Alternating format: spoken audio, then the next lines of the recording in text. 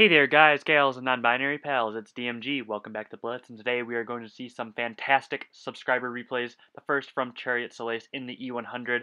I know, he keeps sending in these replays in the E100, I've shown it before, I'm showing it again. This time it is going to be on Mines, one of the oldest maps in the game that seemingly has been reworked 3 times, I think? Regardless, Chariot is going to do a fantastic job in this Tier 10 German heavy tank. The one that I so strongly believe is better than the mouse and the recently introduced VK7201K. Anyways, what matters on Mines, the hill, using that fantastic looking Bastille camo that was offered in the release of the Dunkirk movie, I believe, that was in theaters about a year ago. Kind of an odd movie as it doesn't have too much dialogue in it. There's not really much of a plot, other than it's just showing the grueling, cruel nature of war.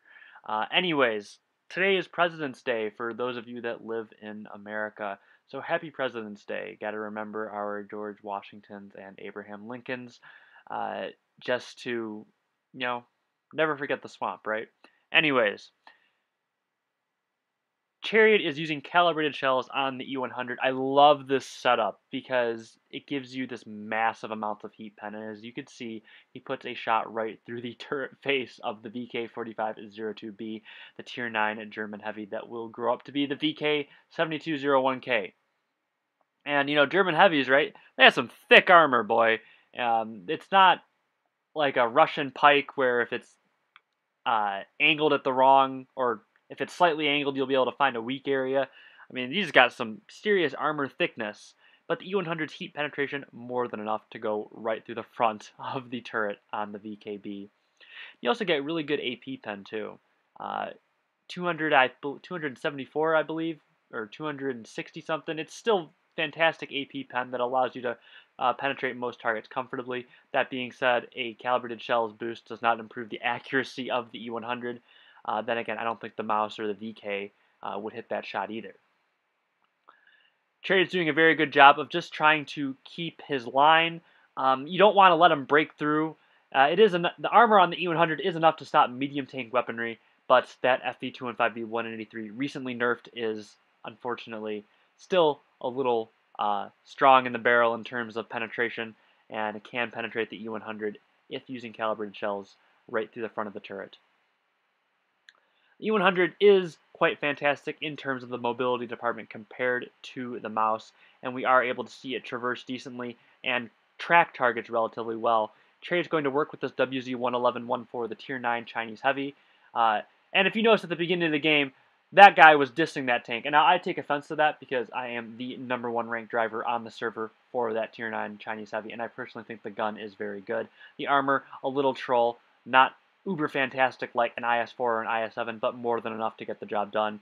Chariot doing a fantastic job pushing the 62A right up onto the thing, preventing him from using one of his greatest assets, his mobility, and now the Tier 10 German Heavy, all it needs is a simple HE roll, takes a shot from the VK4502B, and now is moving on to engage the tank itself. The 62A is down. Fantastic work into a side scrape immediately, angling the turret perfectly just to prevent the VK from getting that easy shot off, making him aim, reducing his DPM, and allowing Chariot to reload a heat round that will simply penetrate right through. Fantastic. Oh, that was an AP round, I think, but still more than enough penetration to go right through the VKB's turret face again. Or either the E100 is super strong or the VKB's turret face is really weak. Maybe a little bit of both, actually, but now puts into a shot classically into the lower plate for the kill on the VKB. Turning, looking to see where the waffle tractor is, and is engaging in this area. He will be trying to flank, comes down off the hill, and he puts an HE round, damages about 4 modules. I believe one is the loader and the gun, and he will bounce that shot because the E100 has fantastic HE alpha. The waffle suddenly becomes a 2-shot, unlike this would happen with the mouse, where it would at least be a 3-shot kill. Able to finish off the waffle tractor in 2 shots due to the fantastic 960 average alpha on the HE for the E100. Enough mobility to get around and make sure to keep that strongest part of the armor in front of the tank and take him right out of the game. Now, this is just a sign of pure player stupidity. FB183 misses the shot, and one of the trash talkers on the other team says, "Oh my God, how does that even happen?" Because the 183 on their team misses the shot on the green 183, and Chariot just puts in the penultimate shot for the kill. 6,290 damage for Chariot Solace in the E100. However, that is just the appetizer for today. This video is actually all about B-Rod in the FB4202 on Port Bay.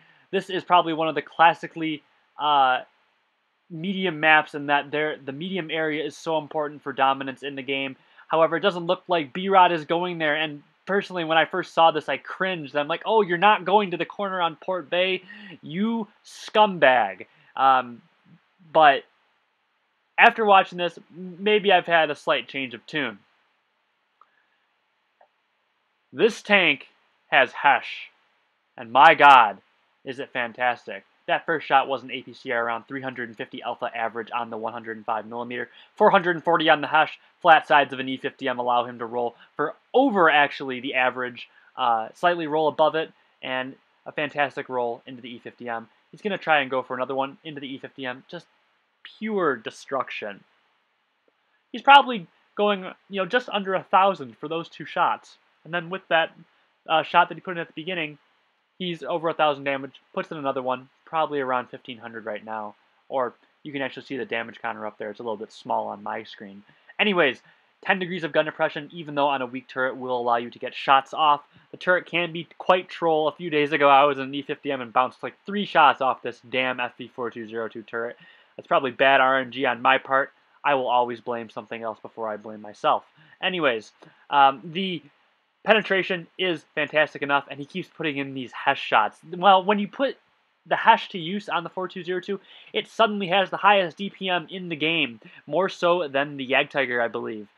This tank just simply is the best in terms of DPM. It is the Batchat counter, it is the Leopard counter, and if you can get to people's flanks, it just becomes a counter to everything, in pretty much everything except the mouse, because that's the only tank that will be able to stop Hesh shells from pretty much any side. Now, he's doing a really good job working this area. Now, this is so unconventional. Unconventional. It's not something that you normally take in medium tank. I know the M60 still has 10 degrees of gun depression and can do this. The M48 has 9. But even that, I still don't think I'd take a tank here, a medium tank here. I'd probably take like a Chieftain here or something to that degree. But not an FB4202, but B-Rod is making it work. He's really pumping out the numbers, making sure he's making the most of every opportunity, switching to Hesh at the right moments, and being able to penetrate the FB215B183, the Tier 10 British variant that also carries that fantastic Hesh round. B-Rod's going to rotate away, and I believe he is going to see the Grill. Fantastic rotation on there, and he's going to take him right out of the game. Grills is not fast enough to deal with the 4202, and he's going to remove him from the game quite comfortably without taking any damage in return. And he's now in a pretty decently defensible position. He's off that hill, preventing himself from being pushed on easily. Those two are together. He bounces a shot there. Quite unfortunate, as RNG has been smiling down upon him with those fantastic Hesh rolls. But I guess you have to miss one in order to get two, right? I guess that's how it works in the law of averages. Anyways, 183 misses another shot. Oh, that's not too good, but the 140 comes in clutch on his team and takes him right out of the game. He's going to go for a Hesh round on that 62A.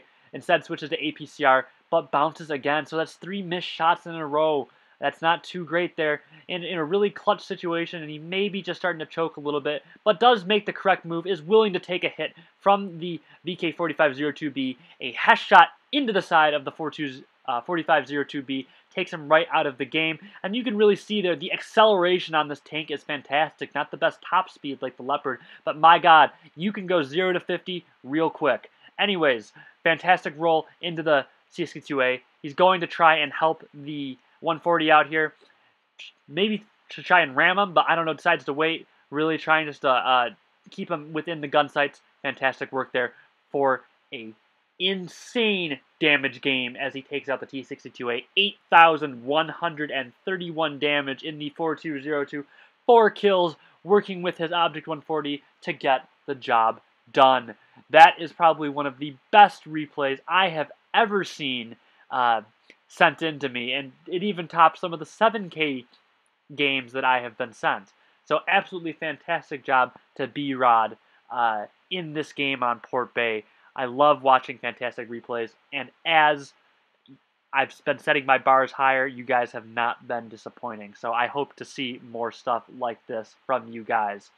Anyways, if you like that content, please give it a like and subscribe. And if you didn't, please let me know in the descriptions what could be better. As always, I appreciate the opportunity to share my passion with you today, and I hope to see you next time.